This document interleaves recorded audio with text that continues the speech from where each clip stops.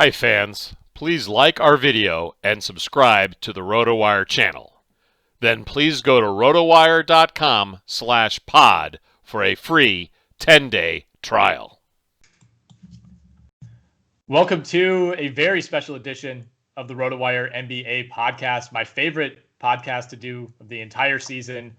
Nick Whalen here, joined by James Anderson for our annual look at the NBA win total over-unders. Although, James, this year we have a bit of a caveat with the season shrinking down to 72 games and the distinct possibility that, now and the end of May, some teams don't make it all the way to 72. Instead of win totals, we have win percentages. So that required some advanced mathematics on our end. We got a spreadsheet set up with like 8 columns, which is more than normal.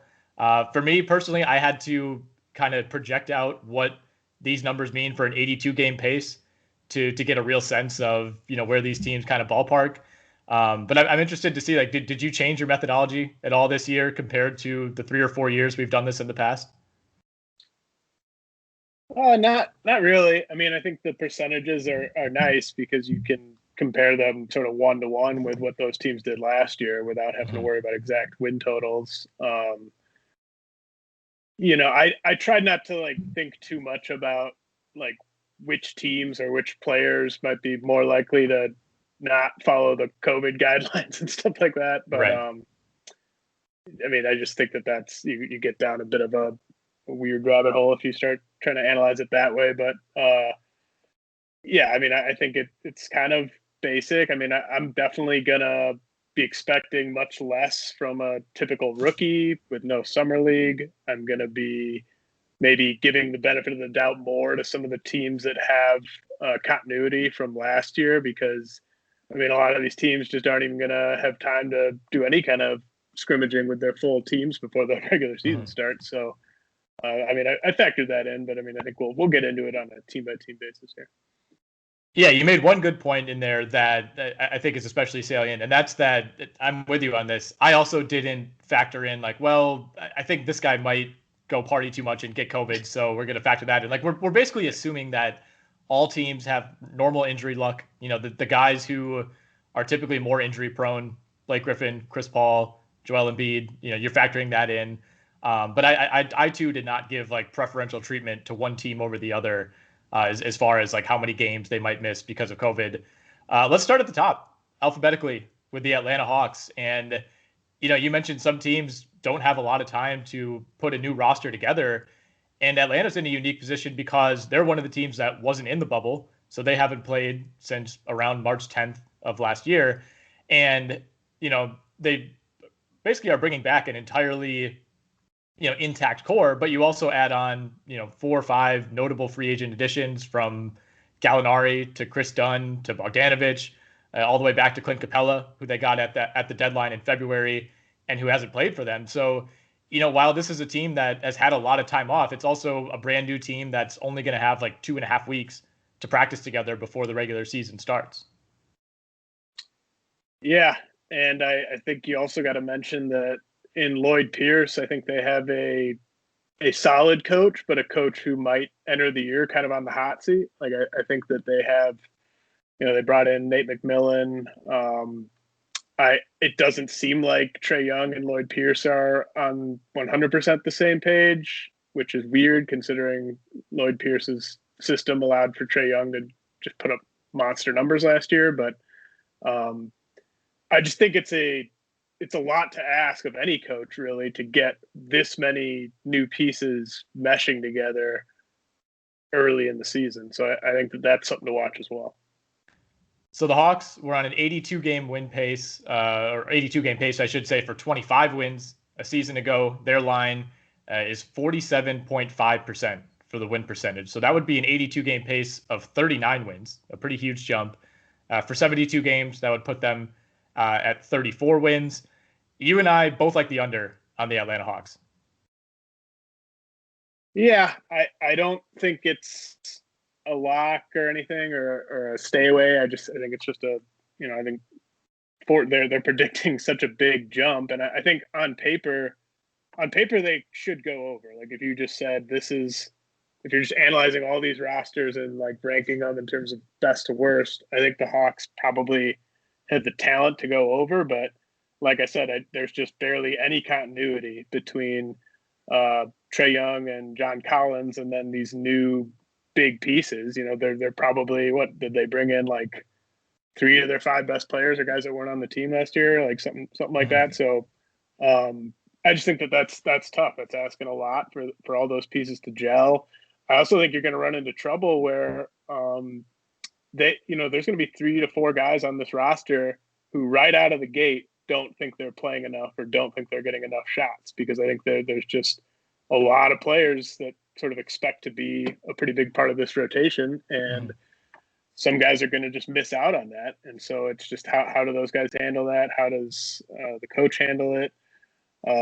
There's just a lot to consider here. I think that they could have had a worse offseason. Like, they had all that cap space, and I mean, I think they could have screwed it up.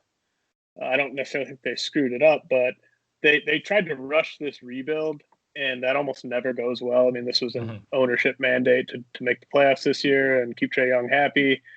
I just think it could go over, but I think there's just enough sort of new pieces, enough questions in terms of how the rotation is going to shake out, that I think the safe bet is to just go a little bit under. Yeah, I'm with you on that. Obviously, I went under as well. I think they're kind of trying to do 2 things at once. Like you said, you're trying to develop this young core. I mean, last year they weren't a good team, but they were a team that, even though they won, 25 games, they were in a completely different class as an organization from like the Knicks and the Hornets and the Pistons. You liked what they were building. You were kind of okay with why they're losing these games. It's because your starting lineup is all guys who are like 23 and under. And now all of a sudden you're trying to compete right away with half the roster that's maybe not quite ready for it, half the roster who's, right smack in the middle of their prime, guys like Bogdanovich and Capella. And then you also add, a Danilo Gallinari as, a veteran who is going to expect a big role, but is also on a completely different timeline than the rest of the roster. So I think the guy I'm most interested to see how this impacts is Trae Young, who had a usage rate of 35% last season. And that was kind of necessary based on who's on the team. But I mean, all of a sudden, like, Trae Young can't play that way again this season. And part of the reason that I like the under is I think, one, there's going to be maybe some growing pains as far as figuring out how to use him a little bit differently when it's not just the Trae Young show, as it basically has been for him since day one over the last 2 seasons. I think that could create some issues. And then the other thing, as great as Trae Young is on offense, I just think it's really hard to win games when you have that guy out there, no matter how good he is on offense. He was almost a 30-point per game scorer, did it about as efficiently as you could ask for a second-year player, and they still weren't a very good team. And obviously they made a lot of additions, but I don't know that they got like 15 wins better. So I actually disagree a little bit. Like, I think Trae Young is going to just do basically what Trae Young did. Like, it's not usually that top dog who sees his usage really decline. The guy that I'm worried about is John Collins, because I just don't know where he fits necessarily into, like, what's their best lineup. I mean, I think you probably need Capella out there for it to be your best lineup. Does that mean your best lineup has Danilo Gallinari on the bench, or does it have John Collins on the bench? If you're trying to play those 2 together, then your defense is going to be disastrous. So I'm just interested in, because like John Collins thinks of himself as a guy that deserves a max extension, and I just don't think he's going to get the opportunities to perform like that type of player when you have, like, Gallinari was probably a better real life player than Collins last year. They need Capella / Okongwu for the defense, and so I'm worried about what his attitude's going to be like if he's not playing enough, and if Lloyd Pierce tries to keep him happy by doing some lineups where you have Gallo at the 3 or something, or even Collins and Gallo as the 4-5, then your defense is just a complete disaster. So I'm interested in how that front court kind of shakes out. Like, I think Trae Young is still just going to be completely ball dominant, and Bogdanovich might, he kind of took money over fit, which I don't begrudge him for, but I don't think he's necessarily going to get an uptick in usage compared to what he was getting in Sacramento. So I think pretty much everyone on this roster is going to get the ball less than they think they deserve it, except for Trae. Right, which typically is not a great recipe when eight of the top 9 guys in your rotation maybe feel like they should have a bigger role. Right. Yeah. All right. So I think that's our main rationale for the under on the Atlanta Hawks. Let's move to the Boston Celtics. 66.7 win percentage. Last season, they played exactly 72 games, finished 48 and 24. So that gives us a nice clean sample. The number's a little bit lower this year on Boston. So again, 66.7 last year. Their percentage, and these are all via the DraftKings Sportsbook, 63.5. So from an 82 game pace, that would be 55 wins down to 52 wins, 48 down to 46 in a 72 game season. We have our first split. You're going under on the Boston Celtics. I'm going over. Yeah, I think that, part of my rationale here is I just am not really factoring Kemba Walker in a ton. I think that his knee is something that's probably going to be an issue for the rest of his career at this point. If it's I think it's saying like tendonitis or something like that, where it's just he was playing basically on a knee that was kind of messed up since his days at UConn, and it's finally become a somewhat debilitating issue with him. And so I'm really just not factoring Kemba in a ton in terms of how I think that it's going to impact wins and losses. And you also lost Gordon Hayward for nothing. So you basically go from those 5 great wing players to 3 great wing players. And I do think Tatum, I think the leap he made last year is real. I think at worst, he probably picks up where he left off. I think Jaylen Brown maybe takes another step forward, becomes a clear all-star. But you're also going to have Marcus Smart probably trying to do a bit too much on offense. And then you look after those 3, it's just you're really kind of devoid of anyone that you can trust to do much of anything, especially on the perimeter and on the wing. And so I just think they're walking a pretty tight rope. If Tatum or Brown or Smart miss really any time at all, I think this goes under. I think Kemba, they're going to be trying to manage him so that he can help them in the playoffs. So yeah, I mean, again, I'm not touching Kemba in fantasy or anything like that. I think Tatum and Brown are both going to have all-star seasons. They're both going to put up big numbers, but I mean, the Eastern Conference is better than it was a year ago. Their depth is worse. They just, I look at, again, after those top 3 guys, it really falls off. So I think that they're gonna go a little bit under that. I think that's all fair, especially the points about what would happen if Tatum is out for 2 weeks. That could be 10 games all of a sudden that Boston's gonna have a hard time being favored in most of those. They're walking a tightrope with the depth for sure, and I love the addition of Jeff Teague. I think that's about as steady as of a backup point guard as you can have right now, and a guy who's probably still a little overqualified to be a backup and can at least fill the shoes of Kemba for the beginning of the season while he's out. But yeah, there's not a lot of depth, and I think it's easy to look at the subtraction of Gordon Hayward and say like, well, he wasn't really giving them anything. He's been a disappointment.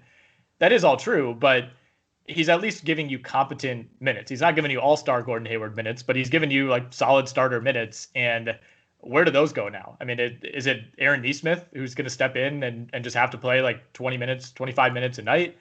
I'm not as high on Grant Williams as others. I don't think he's really the solution there. I think in a vacuum, I like them adding another big man in Tristan Thompson, but you also bring back Tice and Robert Williams. So all of a sudden that becomes really redundant. I feel like they didn't really do enough to add depth on the guard or at the guard or the wing positions, and instead just like triple down at center. So what's your case for going over? I think Jaylen Brown takes a big step forward, and I think Jason Tatum, picks up where he left off last year. And this team is just super steady in the regular season. I don't think that they have enough to win in the postseason unless Kemba is really, really at 100% at that point, which seems pretty unlikely. But I think this team knows how to win in the regular season, is built more for the regular season than the playoffs at this point. And essentially, I'm willing to take the gamble that Tatum and Brown stay 90-95% healthy for the season. If that happens, I think they go over. And I think like I said, I see your rationale in maybe betting that they don't stay healthy. But if they do, I think asking them to get to 53 or 54 wins in an 82 game type of pace, I think that's still reasonable. All right. Yeah, I mean, I think we disagree slightly. It's not that I don't think. I think we kind of agree on how good Tatum and Brown will be, and then we just sort of disagree about what that translates to in terms of wins. Well, how low would that number have to go for you to feel comfortable?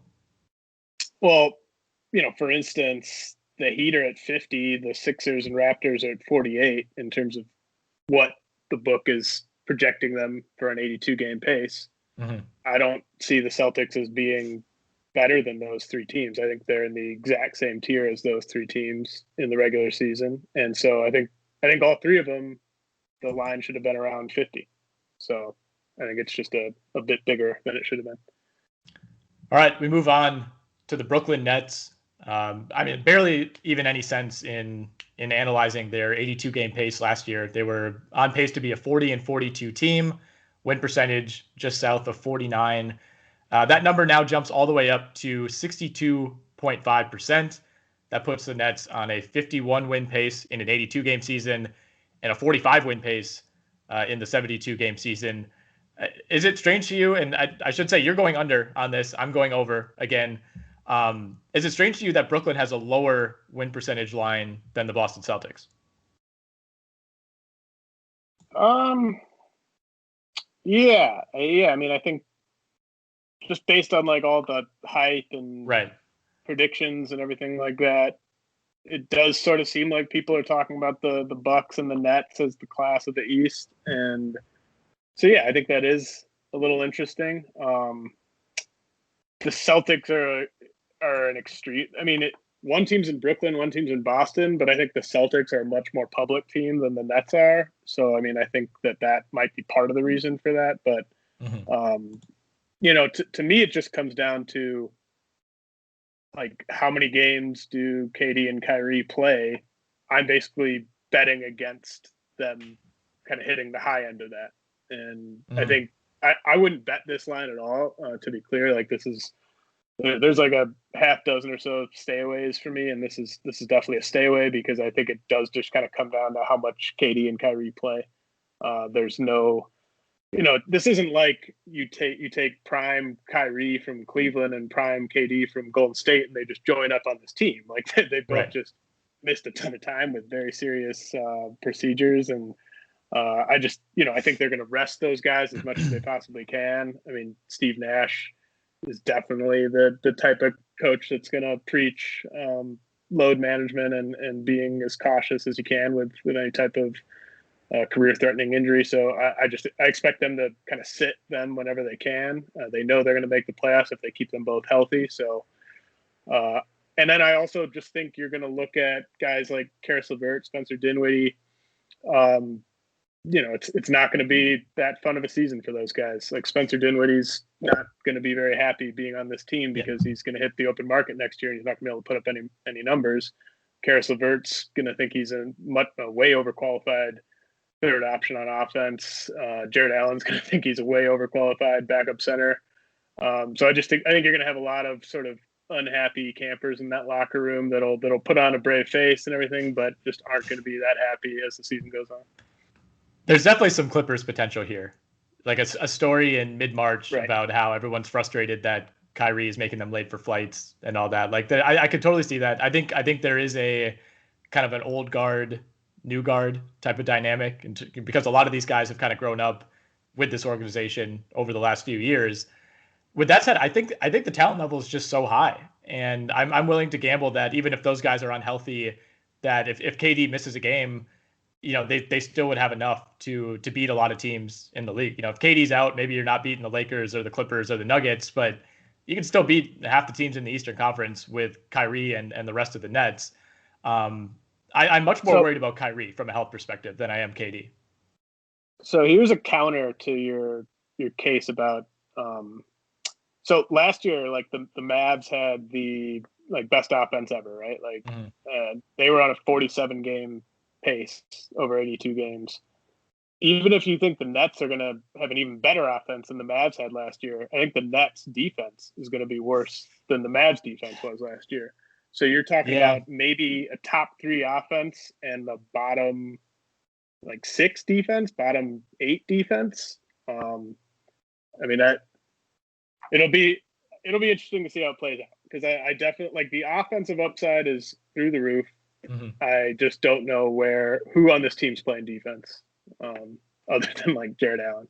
I mean, my hope is that KD comes back and is still a tone setter on defense. But again, that's not a guarantee. And I think if there is an area where he really slips, it's that extra like 5% effort on defense. I'm really not worried about him offensively. I'm honestly, this is basically just a bet that KD comes back and is KD. And I think he's going to be really good. I think even though the Nets will rest him, I don't think he's going to be out. He's not going to sit like 25 games. I think he's going to want to play.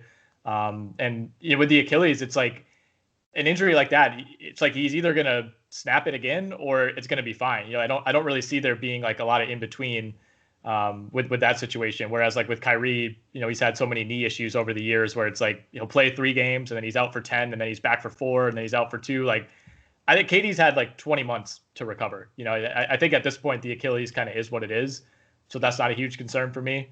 But I really am surprised that line comes in lower than the Celtics, just because you would think they would jack it up 5 percentage points or whatever, just because it's the Nets. I think the Nets line is perfect. Like that's why I'm saying stay away. But I think the Celtics line is just too high.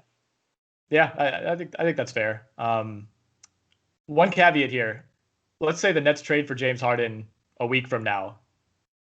How does that change your pick? Let's say the line doesn't move. It would move, but even if it stays at 62.5, would that flip you to the over? I think I'd still go under.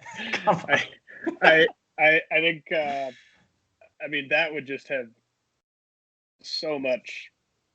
Well, then they might have the worst defense in the league, and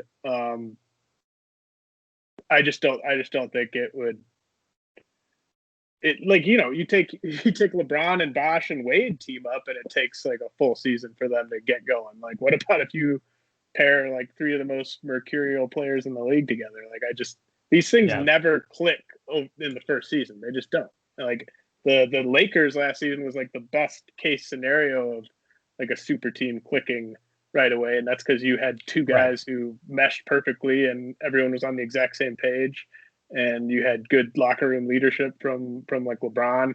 Like that would not be the case at all if this theoretical super team got put together. I think you would just have like Steve Nash would probably just want to drown himself in the tub after every game. Like I just think it would be a complete nightmare in the locker room. So I would still go under there. I just think they're getting a ton of leeway. That percentage puts them on pace for 45 wins. I mean, you can go 46 and 26 and still hit the over on that. Like 26 losses for this Nets team, even if there's some struggles at the beginning, I still feel like that's a lot. But I don't know. We're going to talk ourselves in circles. One last point on the Nets. I checked this yesterday. Steve Nash is the favorite for Coach of the Year. That's stupid.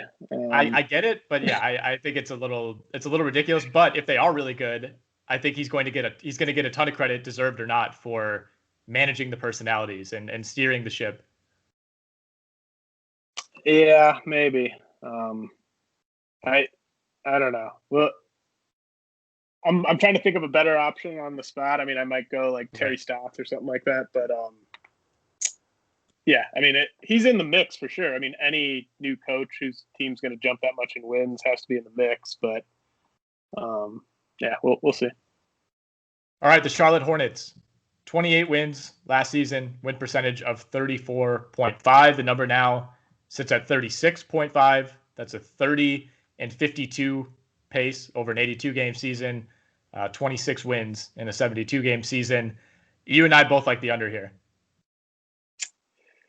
Yeah, I don't love it. I would stay away from it. I think that you can make a case for the over. I mean, they are, this team is definitely cares about getting into that play-in game, unlike some of the other really bad teams in the conference. So like they're not going to be resting players or doing anything to try to improve their odds down the stretch. You're getting a very, very quality, capable wing, replacing, the opposite of that in Nicholas Batum. So I could see a case for the over, but I think the smart move for them is to play LaMelo a ton as a rookie and just kind of let him go through the growing pains. And that should equate to just a lot of losses. You look at like Trae Young as a rookie, even Luka Doncic as a rookie, as great as he was, like it's not like they were approaching 500 or anything. So, I just think anytime you have a rookie point guard coming in, you're gonna lose a lot of games. So, and the fact that the East is just so much better than it was last year. I mean, you have, the Nets are going to be way better. I think all of the top 6 teams all either stay about the same. Maybe in the case of the Sixers, they get better. The Wizards got better. The Hawks got better. I mean, not everyone can get better. And I think the Hornets, just from a talent standpoint, especially in the front court, I'll go under, but I wouldn't bet it. Yeah, I don't feel great about it. I thought this line would be a little bit higher, but it was kind of like a 60-40. I guess I like the under a little bit more. Hayward in Charlotte kind of reminds me of when Kevin Love ended up just being by himself in Cleveland, where after being like kind of underutilized for a few years, like all of a sudden his numbers shot back up, but the team obviously cratered. And that's not like Charlotte 50-win team last year, but I think we're going to see a completely different version of Gordon Hayward, and ultimately, I just don't think it's going to matter at all. I'm with you on LaMelo. I think I will be surprised if he starts the season in the starting 5. I think they're going to at least kind of run it back a little bit with Graham and Rozier, and it's going to be really interesting to see which of those two, he ends up siphoning minutes from, because when he's out there, he kind of has to be on the ball, right? Yeah, he definitely does. But I think you have 96 minutes to dole out at the 2 guard spots. So you could just give all of them like 32 minutes a game and you could be fine there. You might be right, but even if they start him coming off the bench, I don't think it'll be more than like a dozen games before he's starting. I mean, he's the future of the franchise. Like you're kind of sinking or swimming with him. So, I guess from a win-losses standpoint, I don't think it matters whether he starts or comes off the bench. Like the possessions are still going to be there, controlled by him, even if it starts off the bench. They have some major holes in the front court too. That's my other big concern is, the 4 spot is still not in great shape. You have PJ Washington. You bring back Miles Bridges, who's basically been the same guy since he entered the league, kind of an Aaron Gordon type of trajectory he's taking. And then at center, I feel like they've had like the same guys at center forever, and they're all just not good at all. Cody Zeller, Biyombo is back. I hope that we see more PJ Washington at center than we saw last year. It sounds like that's going to happen, but while I think that's good for their offense, I don't know that that's necessarily a winning combination. Overall, I like the Hayward addition. I think they overpaid for a guy who's frankly just not that good at this point, but you understand it, being in that organization's shoes. But I think they missed a major opportunity, to beef up at center, because that's going to be a huge hole for them, I think, all year. Well, I think they missed a major opportunity to try to finish with the worst record.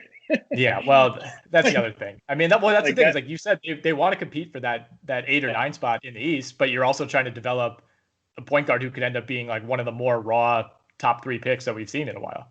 Like they just had it tailor-made to like suck in a natural way, where you're sucking, but it's for the future betterment of your franchise by developing these young players, and you're going to get another top 5 pick in a loaded draft. Right. Like that just seemed like the better move, but of course it's Michael Jordan, and of course you can never build through the draft if you're the Hornets. No. If you have the opportunity to give Gordon Hayward $30 million, I think that's a no-brainer. All right, the Chicago Bulls, win percentage of 33.8 last season. That was a 28 win pace in an 82 game season. Their number jumps all the way up to 41.5%, 34 win pace over 82. And that projects them out to 30-42 in a 72 game season. We are split again on the Chicago Bulls. I went over. You have gone under. So this is now 5 straight unders for James to begin. Yeah, I got some overs coming, but again, this is maybe I would say on paper to me, the Bulls and the Hornets are just as good. And the Hornets line is like 4 wins lower than the Bulls line. And, I don't think the Bulls are as bad as the Cavs or the Pistons or the Knicks, but I think they are definitely in the bottom 5 of this conference. I don't think they're as good as the Magic.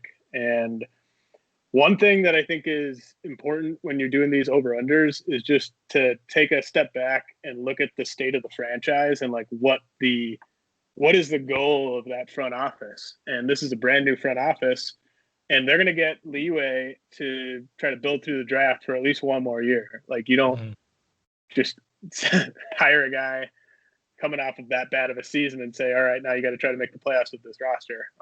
I'm sure that, that Reinsdorf might like it if they made the playoffs, but it's not going to be tough to talk the owner into kind of tanking a little bit again. And, I think they would have lost plenty of games on purpose anyway, but I think that they will have leeway to really try to develop their young players. But they could go over, like if all of a sudden they get like good, healthy version of Otto Porter, they could maybe go over. That might be one way to do it. I don't think you should expect the healthy version of Otto Porter all season based on what we've seen from him in recent years. I think you could see any of Wendell Carter, he'd probably be my pick, or Lauri Markkanen or Kobe White to really kind of break out. Any of those guys could do that. I don't think 2 of them will, or certainly not 3 of them. And Zach LaVine's going to get his points, and he's going to be pretty efficient, but he's never proven to drive winning. Especially on offense, or especially on defense. But like even when he's putting up awesome numbers on offense, it doesn't drive winning. It just hasn't. So they have some high pedigree prospects on this roster, but I think that they are going to be gunning for a top 6 or 7 pick in that draft. So you wrote up 10 of your favorite over-unders in an article for the site earlier this week, and that gave me a little bit of a preview on how you were leaning on some of these. And the Bulls are one that I talked to you about yesterday and said you almost convinced me to flip. Like I was pretty set on the over, and the argument that you just laid out as far as having a new front office, there's going to be more patience, you would think, than normal. But I got to stick with the over. I know a lot of these guys I feel like are probably overrated based on name value as opposed to actual production or in health. But I think it's a little bit of an insult to the Bulls to say that they're on the same level with the Hornets. I got to say it. I think if these Gordon Hayward's better than any player on the Bulls. No, I don't. No, come on. I would rather have LaVine than Hayward. That is ridiculous. Think about what you're saying. I strongly believe what I'm saying. Nonetheless, I'm going over. I think looking at the what these percentages project to as far as wins, if the Bulls finish at around 30, that's 10th in the East. And that's kind of right about where I see them. I think they're probably a team that ends up falling short of the playoffs, but I don't think they're like in contention for the number 1 seed or number 1 draft pick, I should say, in 2021. I think their ceiling's higher. I think what you're not factoring in enough is the post-Boylan bump, in that their coaching was so poor last season that even though they were on a 28-win pace, I think if they had even like a league average coach, that number is probably quite a bit higher. And I think you're getting above average coach in Billy Donovan. So, well, I disagree about Billy Donovan being an above average coach. And I think Boylan was a disaster from a handling personalities standpoint and relating to player standpoint. But I actually think he kind of got the absolute most out of them defensively last year. They're missing Chris Dunn, who was a big part of that. So I think the defense is actually going to be worse than it was last year. And I think Billy Donovan is he's like a caretaker that he's a professional. You bring him in, he's your coach. He's not going to lift any unit by himself. He's not some tactical genius or anything like that. He's not going to say anything stupid to the media. He's going to get along with the players, but I just don't. I think he's actually a below average coach. And I think Boylan was just an even more below average coach. Right, but I think Boylan was so low on the list that even if you don't want to say Donovan's like a great head coach, which I'm not saying he is, I think he's slightly above average. I think he did a good job last year, and also Chris Paul probably deserves most of the credit for that. And I think you're right about the defense. If there is one area where they probably overperformed, it is in that area. But every single player on the roster hated their lives last season. And I think it's tough to like put a value on just not hating showing up to work every day. That's the best case you've made yet, is that they will be happier when they come to work than they were last Right. week. Yes. Yeah. Not a lot of people talk about like the depression quotient when it comes to analyzing win totals. All right. Speaking of the depression quotient, the Cavaliers, yikes, 29.2 win percentage last season. That was a 24 win pace. This number now sits at 30.5. So that's a 22 win pace over 72, 25 win pace over 82. So the odds makers basically see the Cavs as the same team as last year. And you and I are back to agreeing. How about that? We are. We both have the over. Go Cavs. I think Bickerstaff is a pretty solid coach. I actually think Bickerstaff might be better than Billy Donovan. And we'll see if we can organize some sort of coach off. He definitely has, like, from everything I am like seeing from like their beat reporters and stuff, it seems like the players, including guys like Kevin Love and Andre Drummond, like kind of are fully bought in. And I mean, that might actually be a bigger coaching upgrade from Beeline to Bickerstaff than from. But I mean, that is true. Like Beeline was one of the worst coaching performances we've seen in the NBA in multiple years.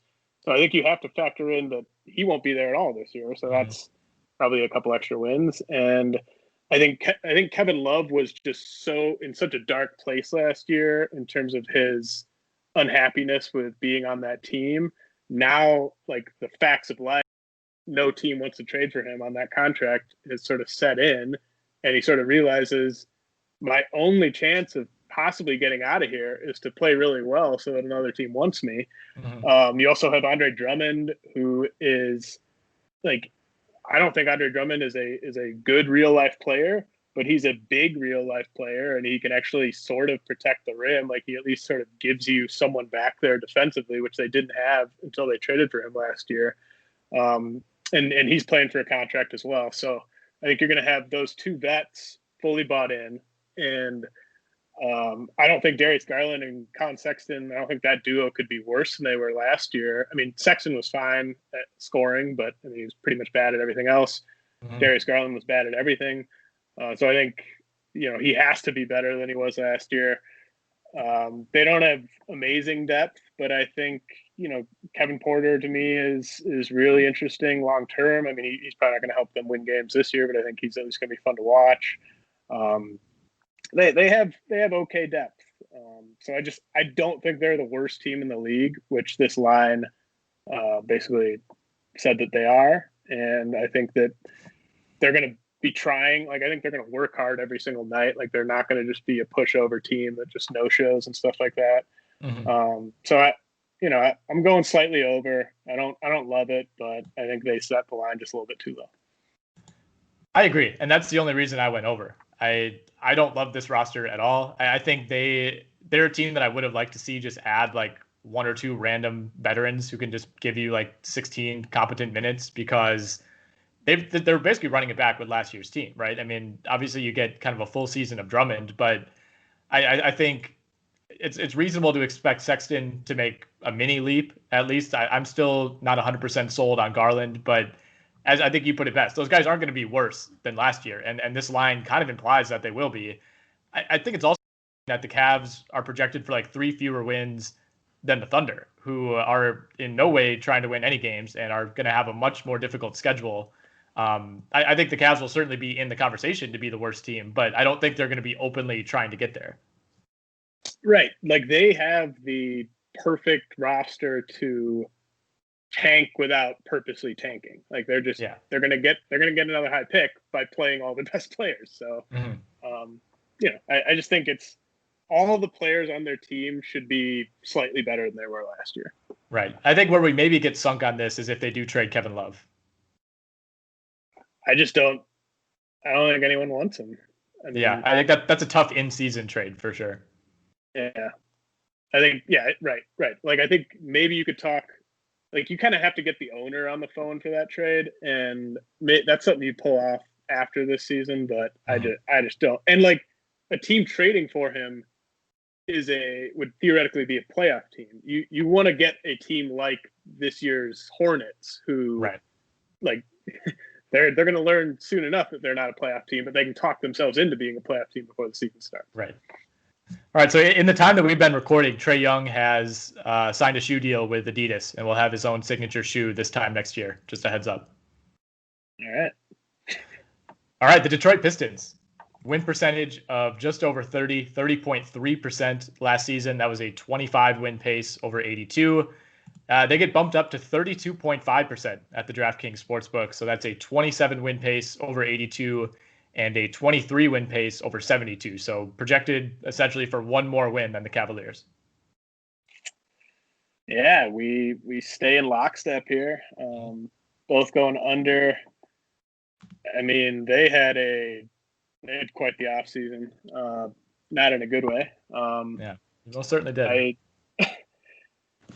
mean, the Mason Plumlee contract is probably the worst contract given out. Probably even worse than the Gordon Hayward contract. I think this is the most perplexing offseason since the Lakers' Deng Mozgov year. What do you make? So, could there be a bigger sort of slap in the face to Christian Wood than the team that sort of developed him into what he was at the end of last year didn't want to match that contract? We'd rather spend that on Mason Plumlee. That's it's either the Pistons are really stupid, which I think I would argue is the case, regardless of the motivation behind that, or Christian Wood is just a crazy person who they couldn't wait to say goodbye to. I think that's also a possibility for the record. Yeah, even though he was their best player down the stretch. So, yeah, I mean, Christian Wood, John Wall, James Harden hanging out. That should be a good time for the hanging with the fellas. That might be one team where I might bet on a COVID outbreak happening at one point. But yeah, I don't think the pieces here fit really at all for the Pistons. Who knows what you're going to get from Blake? I actually think he might have a mini sort of bounce back. I mean, he's been surprisingly good at sort of returning from these injuries late in his career. One big thing, though, that I think rockets them to this under is, like, it definitely sounds like Killian Hayes is going to have the keys starting on opening night. And, you know, I think he's even going to be more of a negative player in year one than LaMelo Ball will be. I mean, pretty much any point guard is going to just be a net negative for you in year one. You know, this is just going to be such a dramatic jump in competition for him from the league he was playing in, that I just think he's going to be really bad. And then, you know, Jeremy Grant wants more of an offensive role. I don't think that's going to be good. You kind of have to play Mason Plumlee decent minutes now. I don't think that's going to be good.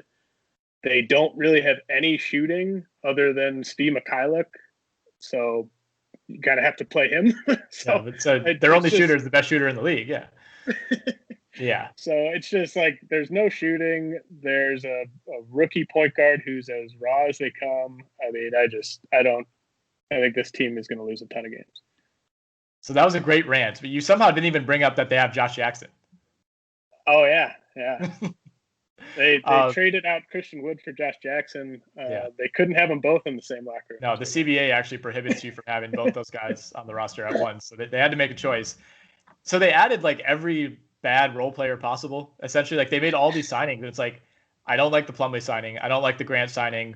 Why did you add Josh Jackson? Why did you bring in Rodney Magruder? Why is Wayne Ellington on this team? Like they've almost built a roster like the Knicks have the past couple of years. Yeah. Right. And how has that turned out? Horribly.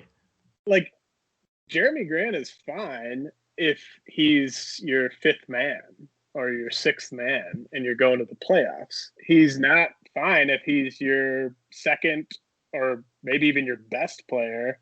If Blake goes down, he's getting guy.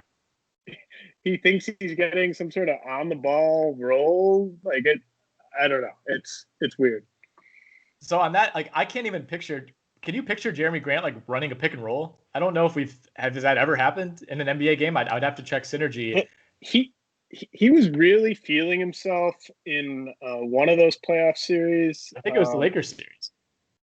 Was that there was like one game I'm remembering where he sort of just started going nuts and might have had like 27 points or something like that. But it was just, he was feeling it. I mean, it wasn't anything sustainable really. He deserves a ton of credit to turn himself into a guy that can shoot open threes, but that's not the same as like should be taking like mid shot clock threes or anything like that. Creating open threes. Right. Has there ever been, I was trying to come up with a comp, like, has there ever been a situation like this where like a clearly not on the ball player has just been like handed a role like that? Like it would be just like Gerald Wallace was like a guy who came to mind, but he was also not really like a high usage offensive guy. It'd be like if, Sean Marion's way better, but if Sean Marion had like demanded out of Phoenix so that he could be the number one option somewhere or something. I think he tried, didn't he? Yeah. There's like, no, you're not. It's not going to work. Yeah. All right. So yeah, to be clear, we're both going under on Detroit. This one was pretty ezy. I think if Blake does stay healthy, there's a chance that because you are right, when especially since he's come to Detroit, like he's been pretty damn good when healthy, but I just think that's kind of a sucker bet this year. And this roster just couldn't fit him worse too. Because there's just no spacing. So I don't think he's necessarily going to miss like another half season, but it's just a terribly constructed roster. We did forget to mention as well that they have both Jahlil Okafor and LiAngelo Ball. So just something to keep in mind. I don't know if that moves the needle for you last minute. We're going to go 3 in a row now. In agreement as we move to the Indiana Pacers, who had a 61.6 win percentage last year. That's a 51 win pace. This number falls all the way down to 54.5, 45 win pace over 82. Then the implied record would be 39 and 33. We're both going over on this. I feel like we're being baited into it a little bit, but for a team that has, like I read the other day, like they have a record amount of continuity year over year in terms of retaining the same roster. Maybe they're projecting some sort of Oladipo or Miles Turner type of trade, but for this team to drop like 7 win percentage points, I don't think makes a lot of sense on the surface. Yeah, it does sort of stand out as kind of like I had to check last year's roster. And I was like, did I miss someone like leaving? Like what? Like I don't understand. I mean, it's like Nate McMillan was a pretty solid coach, but I don't think he got the most out of this team offensively. He might have gotten the most out of them defensively, but I don't think going from him to Nick Nurse's right-hand man is going to be anything worse than a lateral move. And it could even be that he I can't even remember the new coach's name, but it's like Bjorgen or something, right? Yeah, it could be that he's like one of the new like hot new coaches who helps this team like reach higher heights. I mean, like I think the one thing that I kind of was thinking about with this line is just like how can the Victor Oladipo thing play out?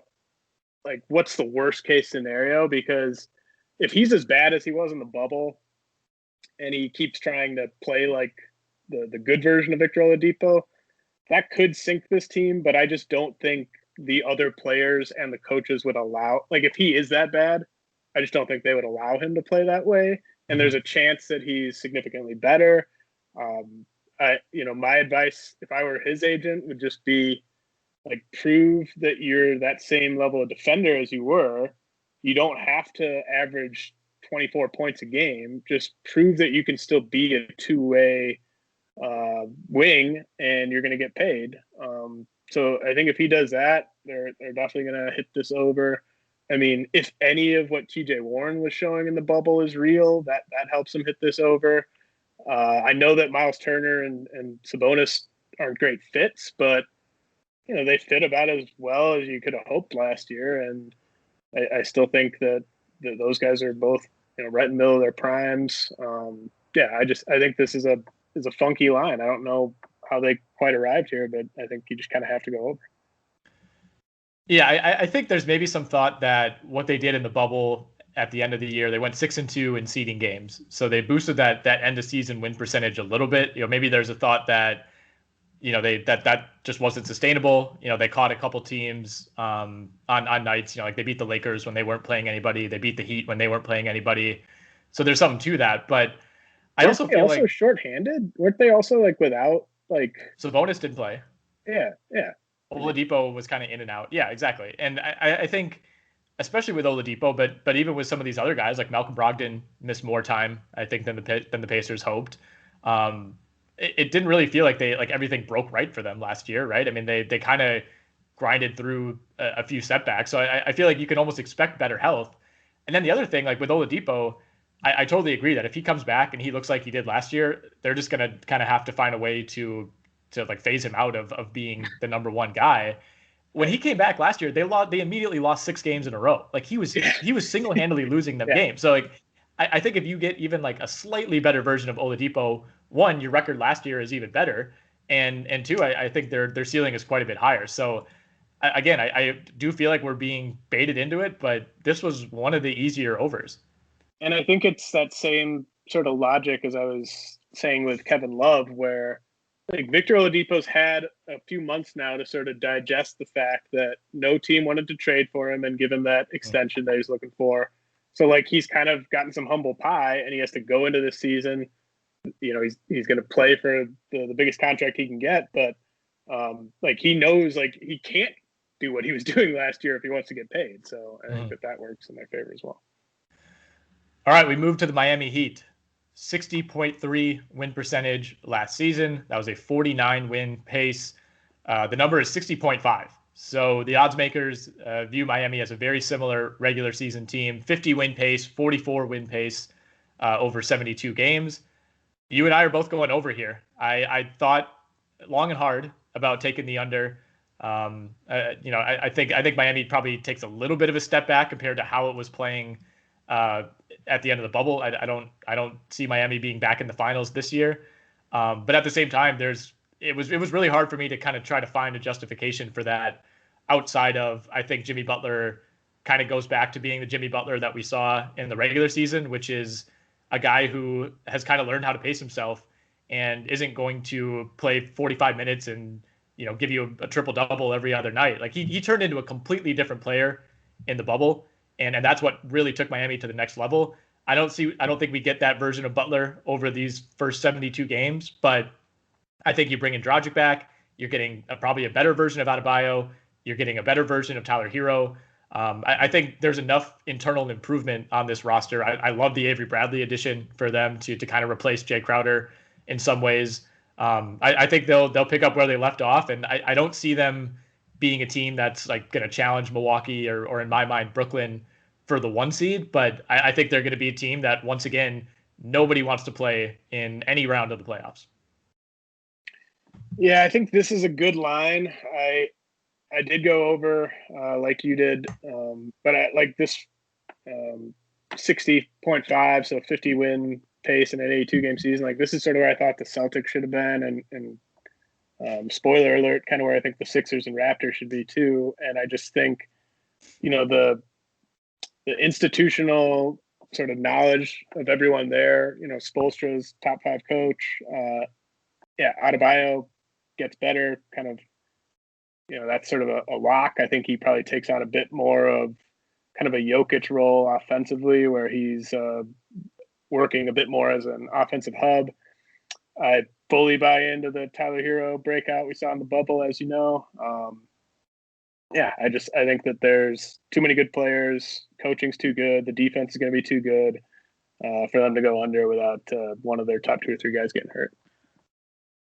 Yeah, no complaints on my end there. We should note this line was not posted along with the big group of, I think it was 28 that initially came out, and Houston and Miami were the only 2 teams not posted. We still don't have Houston, so we'll see when we record the Western Conference pod. Hopefully we'll have a number. But can you think of any reason why Miami's would be delayed? I think it was just released like today or yesterday. Yeah, I have no idea. Like I don't know if it was like an oversight by DraftKings or what. I can't think of anything that would have shifted this line dramatically. So that one really stuck out to me. Yeah, I mean, to me, it would have been one thing if they like pulled the Nets line when it seemed like Harden was really trying to push himself there. But yeah, this was strange. I'm leaning toward technical oversight as well. Let's move to the Milwaukee Bucks. 76.7% last season. That was 63 win pace. The number is down to 68.5. That puts Milwaukee on a 56 win pace over 82, 49 win pace over 72. This one was a pretty easy over for me. You're going over as well. I do think there's a case to be made that maybe Milwaukee starts to see some value in not pushing too hard in the regular season and going for a third straight one seed.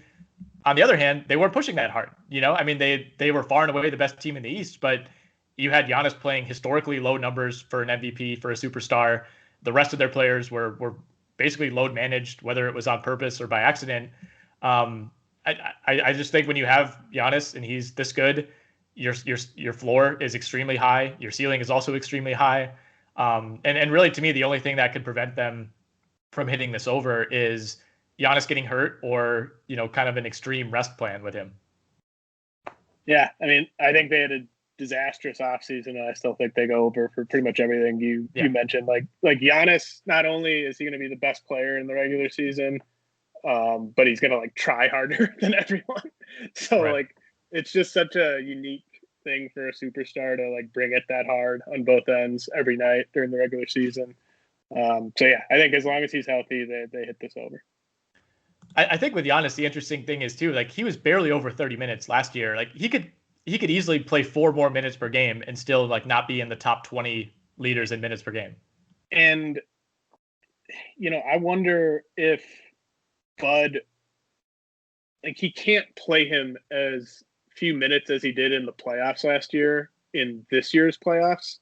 And so I just wonder, do you maybe experiment with letting him play, maybe 2 more minutes a game during the regular season so that you can get him ready to play those minutes in the playoffs? I never understood why he insisted on capping him in the playoffs the way he did. But you would think that if he maybe has a mandate from, ownership or Horst or Giannis The or fans. whoever, maybe the regular season's a way to experiment with giving him more minutes. Yeah, I think by default it might be. I mean, you really can't go the other way, right? Like, are you going to play Giannis 28 minutes a game? Yeah. Because if you play him 28 minutes a game, then Bud's going to be even more idiotic in the playoffs. So, right. Yeah. Yeah, exactly. All right. It's showtime. The New York Knicks, 31.8% last season. That was a 26 win pace. The number is 30.5. That puts them on a 25 win pace over 82, a 22 win pace. They have the same number as the Cavs, which I think is appropriate. And just like the Cavs, we're both going under. Yeah, and this one actually opened at 31 or 31.5 winning percentage, and it's gone down. And I'm still locking in that under. I think ever since you and I have been doing this podcast, one of our best bets has been the Knicks under, and it's always hit. Always comfortably. It always hits. So this is, and with that all said, this is the worst Knicks roster that we've ever had the pleasure of breaking down, in my opinion. Like, it's just a complete disaster. I mentioned that the Pistons don't have any shooting. The Knicks have even less shooting than the Pistons, and it's just a complete cluster of rotation battles where you have Tom Thibodeau in charge of sort of sorting all this out. And it's just like, who's he going to fall? Like, which veteran is he going to fall in love with on this roster? Like, is he going to have an aneurysm watching Obi Toppin play defense? They gave, like, if you believe in RJ Barrett at all, then giving him this little shooting around him is just so unfortunate. I mean, they're setting him up to fail again.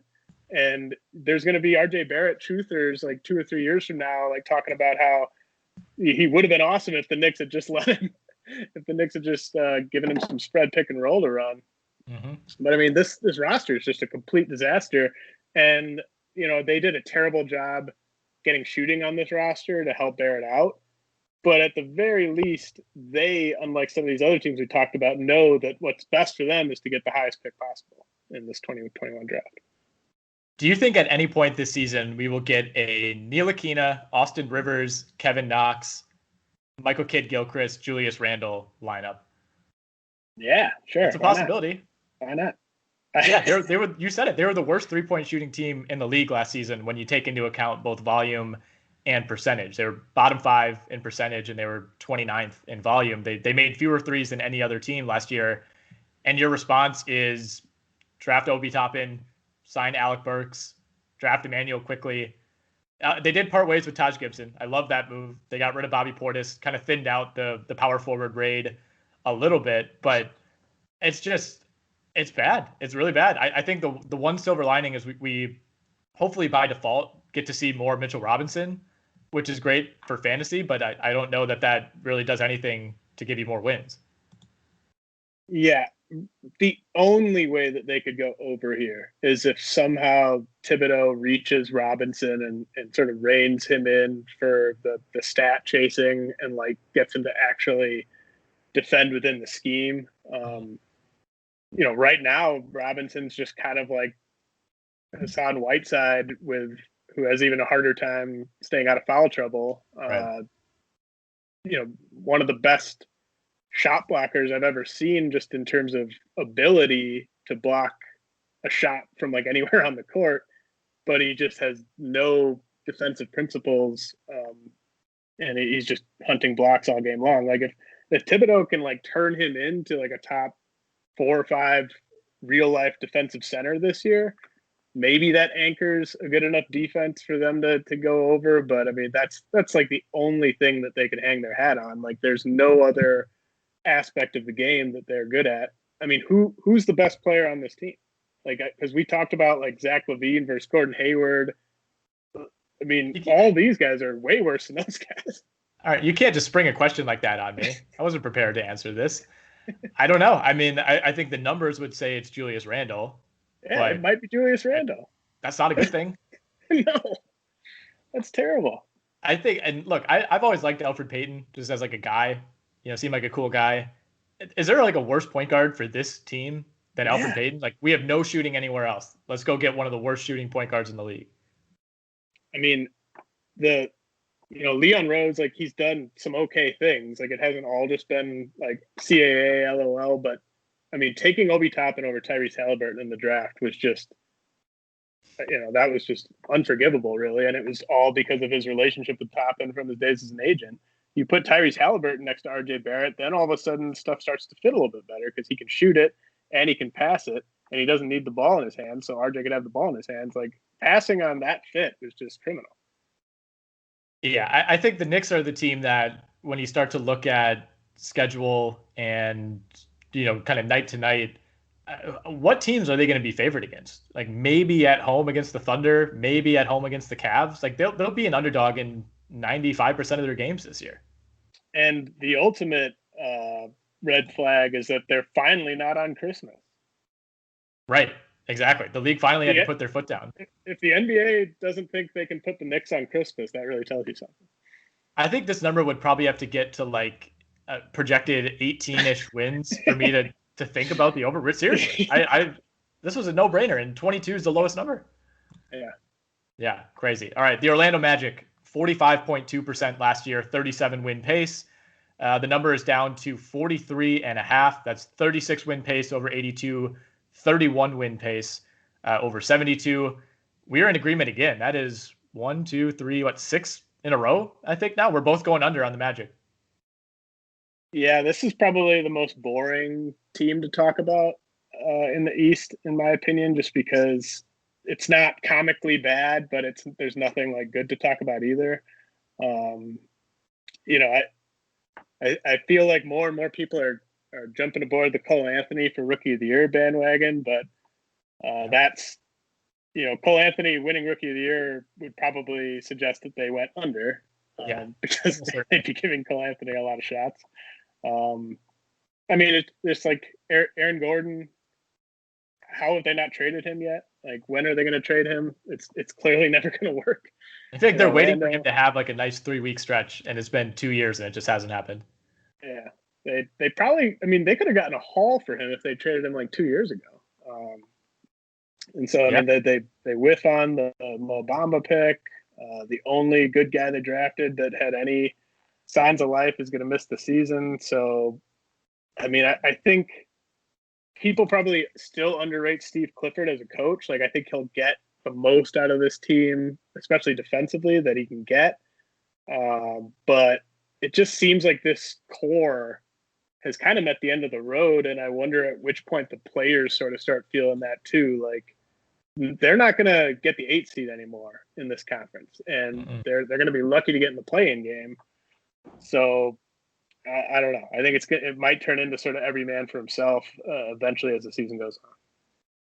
Yeah, I mean, I think they've pretty clearly fallen behind at least teams like Atlanta. And I mean, it still wouldn't shock me if they had like a better record than Chicago or Charlotte or those type of teams, just because there's some continuity there, but there's no upside. Like the Nets are clearly better now, and then I think the Hawks and the Wizards passed them. So yeah, I think they're right. They're closer to that Hawks, like that lower tier, than they were moving up to like the top 6. Which is, I mean, that's not saying much. I mean, I think the Magic are right in, like, with the Bulls and the Hornets. I think they're just they're not as bad as the Knicks and the Cavs, but they're not going to really contend for anything either.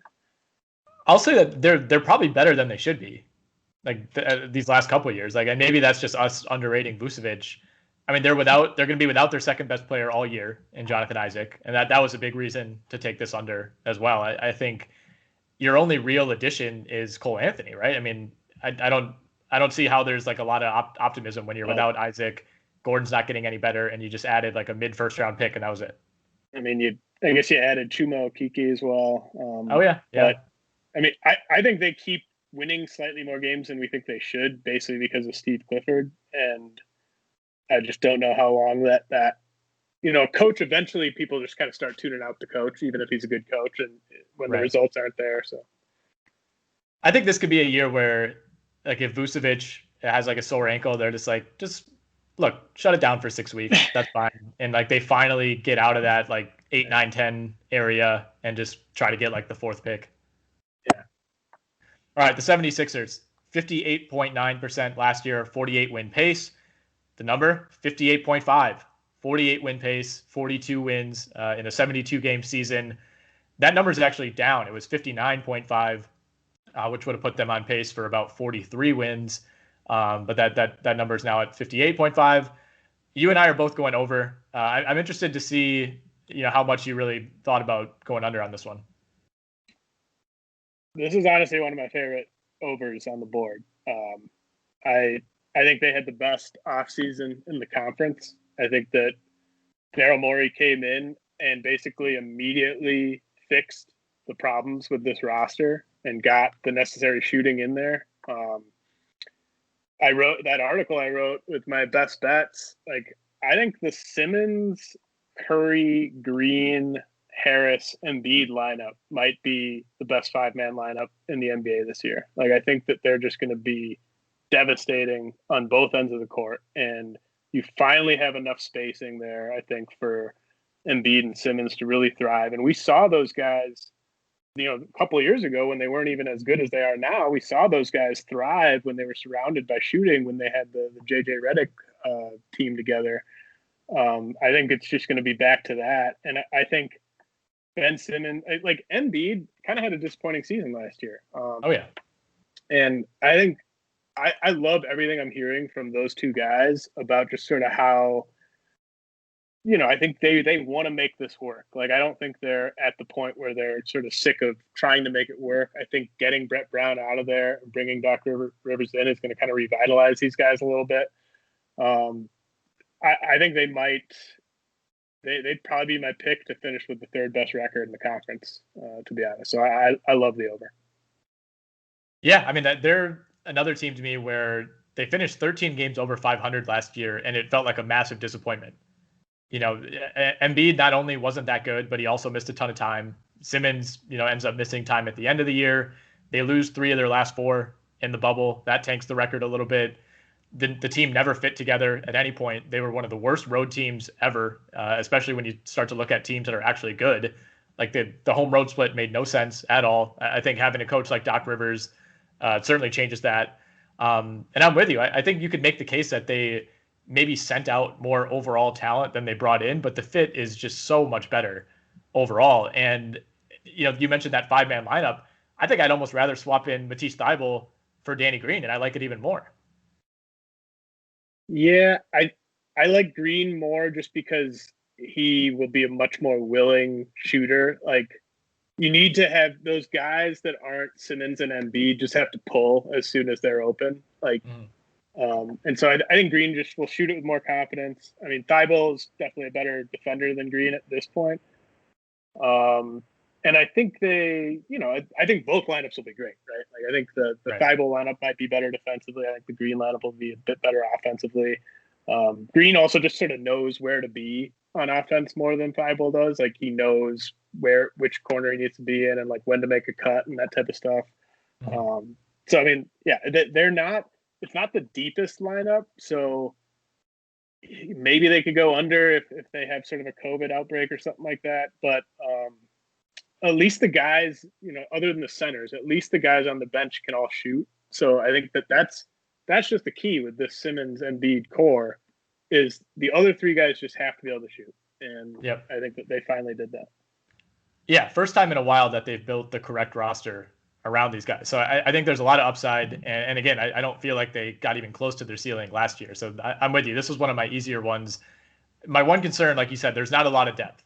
You're relying on Dwight Howard to have another good season. And I don't think that's really a guarantee by any means. And, I think if Seth Curry's your sixth man, that's awesome. But your seventh man might be like Mike Scott or Terrence Ferguson.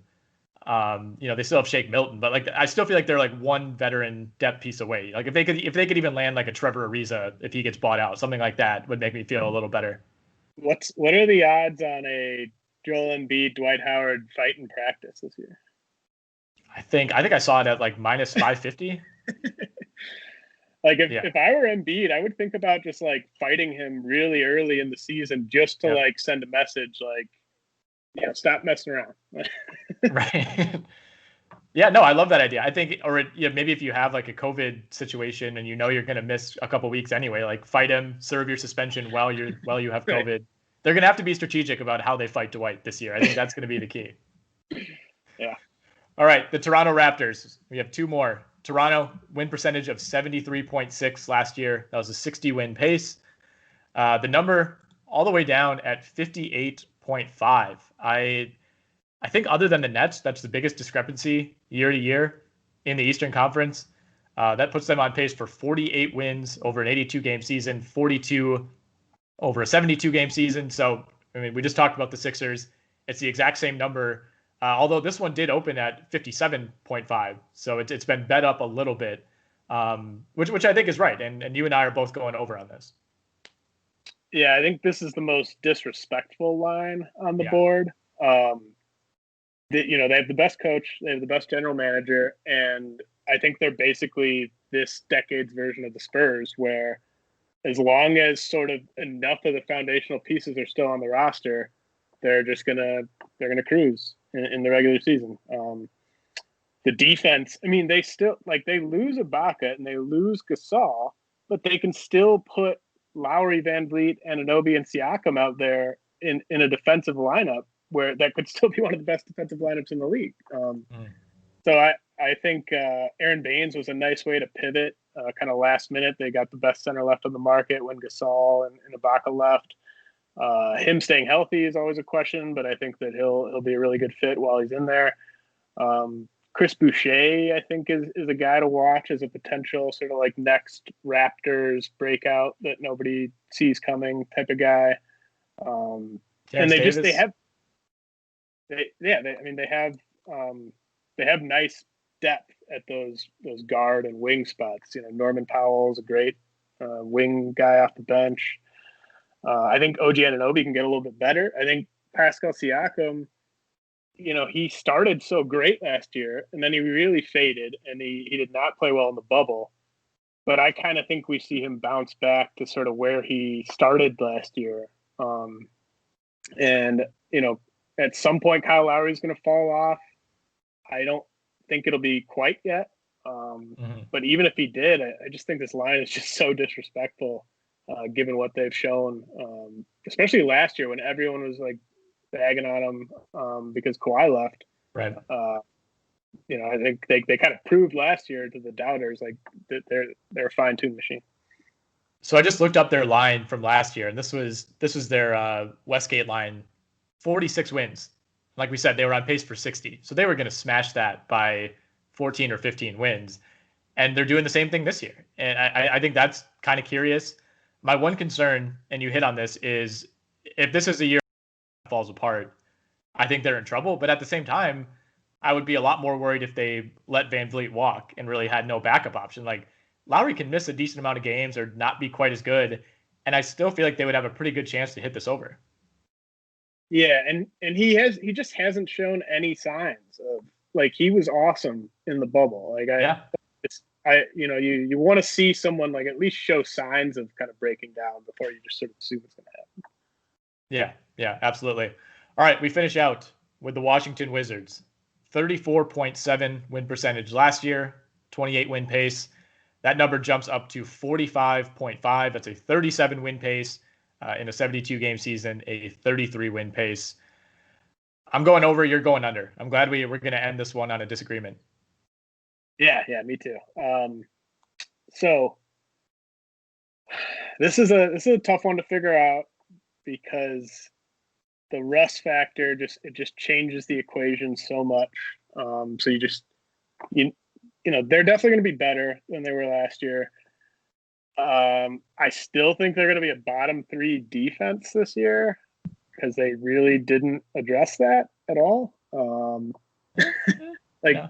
We'll see what Abdia looks like. Yeah. I think maybe with a better coach they could hit this over.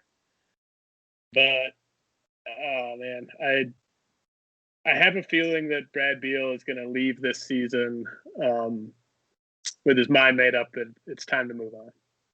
And I could see them hitting this over. I don't feel great about the under, but asking you don't get a full trading camp to integrate a guy like Russ. Like how many watching this Wizards team early in the season, especially like the first couple of weeks, there's just going to be so many plays where Russ just looks at one of his teammates like what was that about? Like why did you pass that to me, or why weren't you there when I sent that pass flying out of bounds? And there's just going to be a lot of stuff like that. It's going to be interesting to see if Russ understands that Bradley Beal is better than him.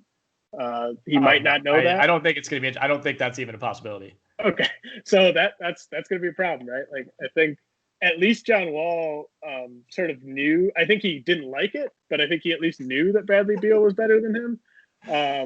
Whereas I don't think Russ knows. I don't think Russ has any clue that Bradley Beal is better than him. And so you're going to have end of game situations where they're just kind of letting Russ break down the defense and Bradley Beal's standing off in the corner or something. So I could see them losing a lot of close games. So yeah, I mean, I think that they could get the play-in game. I mean, I think that's very possible, but I'd still go under here. I think Russ is a floor raiser, so I feel better about this team with Russ than I did with Wall. And I was a pretty big John Wall guy over the last decade, but coming off the Achilles, I just feel like there was a lot of risk there, and I think they felt the same way. Where it's if Wall came back and was 100% of the guy he was in 2017, maybe that's a more effective player than current day Russell Westbrook. But the chances of that happening, I don't think were all that good. So they took the safer bet and got Westbrook, and it didn't really cost them all that much. I just have a hard time seeing this team. The implied record is 33-39.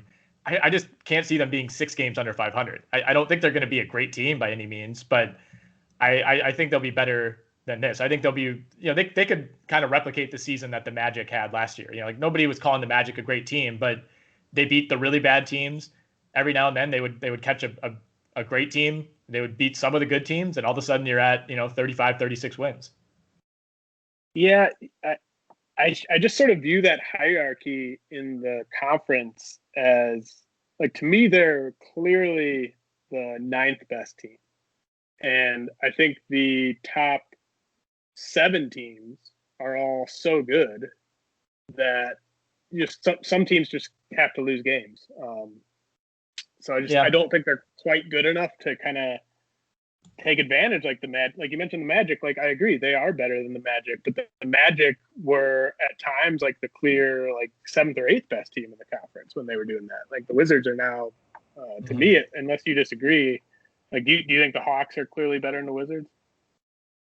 Talent wise, yeah, I think they are, but I also think the Wizards on any given night could have like the 2 best players in that game. You know, I don't know. I think the Hawks are better. Yes, to answer the question.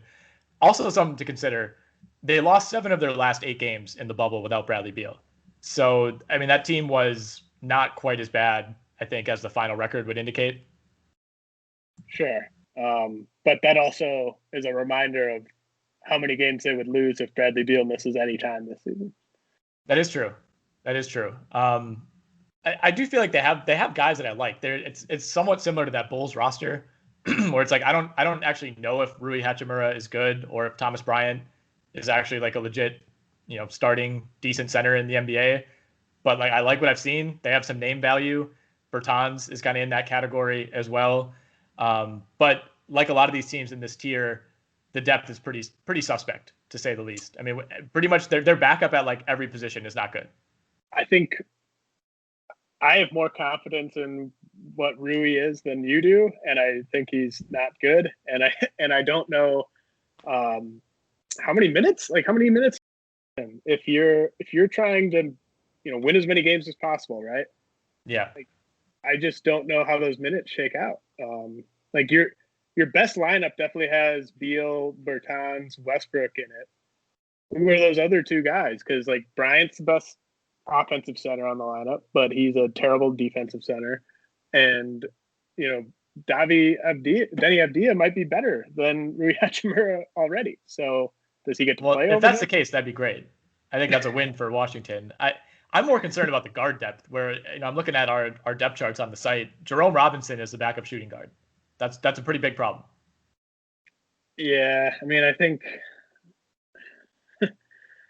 shooting guard, they are very, very light. I mean, they're light at point guard too, and small forward, and power forward, and they have Robin Lopez at center, so they're doing okay at center.